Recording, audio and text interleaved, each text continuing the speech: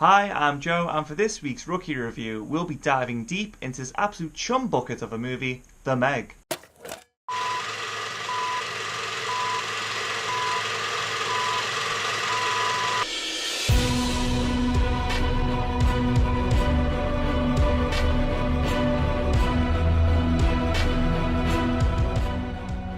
One of the reasons I'm as passionate about movies as I am is due to being exposed to a whole plethora of legendary movies from such a young age. One of the absolute standouts would of course be Steven Spielberg's timeless shark thriller, Jaws. From the masterful build-up of tension, to the sparing and effective use of the shark, to the nuanced acting on display to give each of the three principal cast members something meaty to bite into, aside from just Quint's supple flesh of course. Jaws had it all, while Meg has all going for it. First off the bat, I don't know how Statham gets work. He has as much charm and charisma as a boiled egg, though to be fair, due to that cranium of his, he'll be a pretty solid casting choice as an egg. The shark movie is the only subgenre of film that excelled in its first try, meaning everything since has been a poor imitation, leaving me to think instead of watching Statham versus a shark, I should have stayed at home and put on my old trusty copy of Jaws. Contrary to Hollywood's belief that bigger is better, this proves quite often to not be the case, with the Meg acting as a prime example of the gimmick being the whole premise of the movie, while also not delivering on the fun and schlocky gimmick in the first place. Shark movies usually go one of two ways: serious, i.e. Jaws, The Shallows, Open Water, or the so bad it's good method of madness. The Sharknado franchise is the obvious culprit to this, while my personal favourite still remains the 90s cheese fest that is Deep Blue Sea, which when you actually look at the plot of the Meg, has royally ripped off the enjoyable 1999 movie. I don't care about the book nerds. This is a poor man's Frankenstein of a mashup movie taking one part Godzilla, 2 parts Deep Blue Sea, and a sprinkle of Jurassic Park, and giving us something that doesn't match up to any of its influences. There are many faults with this movie. One of the main issues is that with its premise of a massive prehistoric shark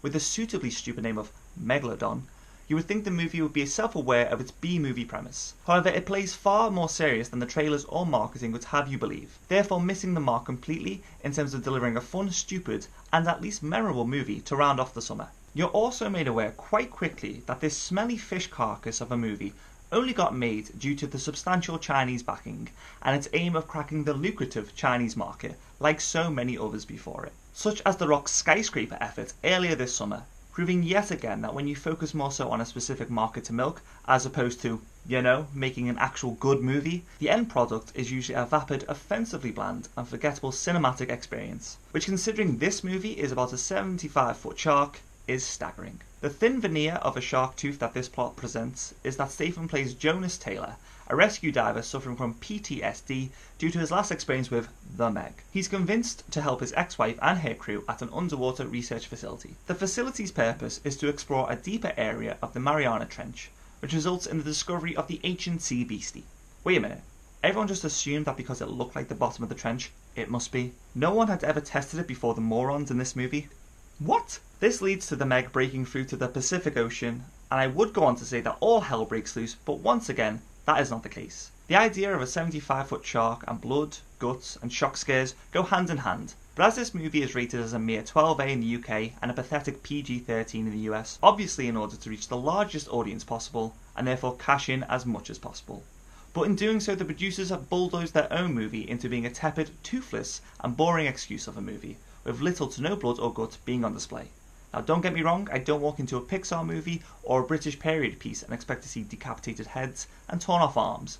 But when you say 75-foot shark, you want and expect a little bit of fun. You quickly learn that the director, John Turteltaub, his name has turtle in it, doesn't actually know how to intelligently build tension and unease by keeping the Meg hidden or create an in-your-face cinematic movie monster to compete with the OG shark Bruce, Godzilla or King Kong. Every potential effective jump scare is proven to be weak and anticlimactic, meaning that as well as missing out on violence and brutality, the movie doesn't even muster up a scare from the audience. And considering that the movie has a large and expendable cast of no marks, the deaths are few and far between. Add the fact that characters flirt and smile as if they're in a toothpaste advertisement moments after a death of a character, and you realise just how badly written, acted and directed this $130 million corny mess is. Yes, you heard me, $130 million. What's that? Smithy just died. But what do you think of letting me stroke your dorsal fin later tonight?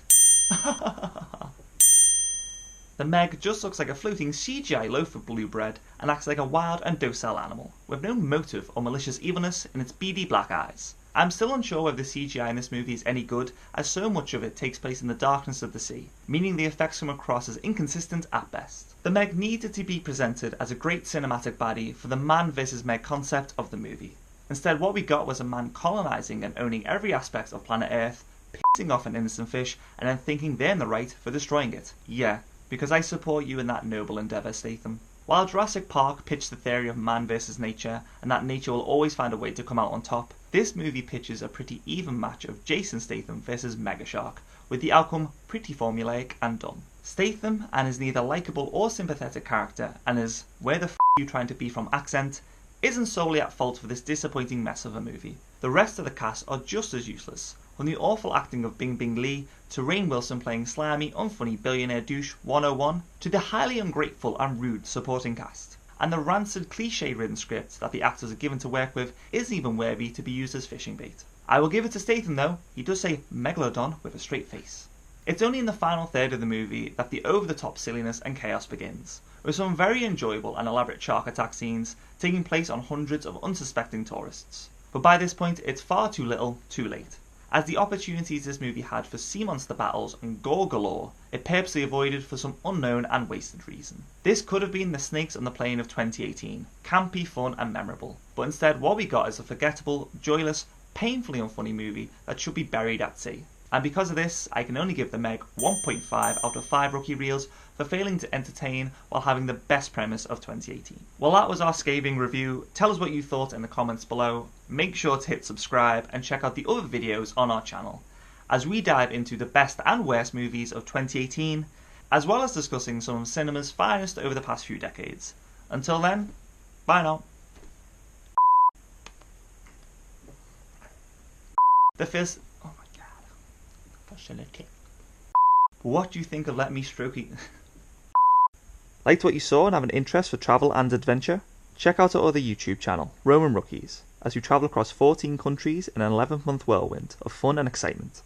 Just click here or the link in the description below. Thanks for watching.